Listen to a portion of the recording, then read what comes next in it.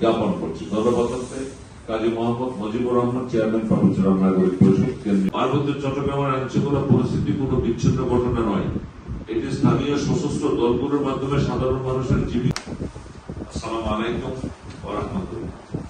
আমাদের আমন্ত্রণের সাড়া দিয়ে পার্বত্য চট্টগ্রামের সাধারণ মানুষের জীবন, স্বাধীনতা, নিরাপত্তা, মর্যাদা, সম্পত্তি, শিক্ষা, জীবিকা, যোগাযোগ ও উন্নয়নের অধিকারকে বহুমাত্রাবী হত্যা, সশস্ত্র সংঘর্ষ, চাঁদাবাজি, জোরপূর্বক নিয়োগ, শিশু তরুণদের সন্তানমুখী কর্মকাণ্ডে আমরা মনে করি পার্বত্য চট্টগ্রামে দীর্ঘস্থায়ী শান্তি, আস্থা ও স্থিতিশীলতা প্রতিষ্ঠা, তখন ভুক্তভোগী কেন্দ্রিক সুরক্ষা, নিরপেক্ষ কার্যকর তদন্ত, বিচার প্রাপ্তির সুযোগ, নারী ও অস্ত্র পাচার সংক্রান্ত ঘটনাগুলো, পার্বত্য অঞ্চলে অবৈধ অস্ত্রের সহজলভ্যতা, সশস্ত্র সহিংসতার ধারাবাহিকতা এবং সংঘাতের সক্ষমতা বৃদ্ধি করা হয়।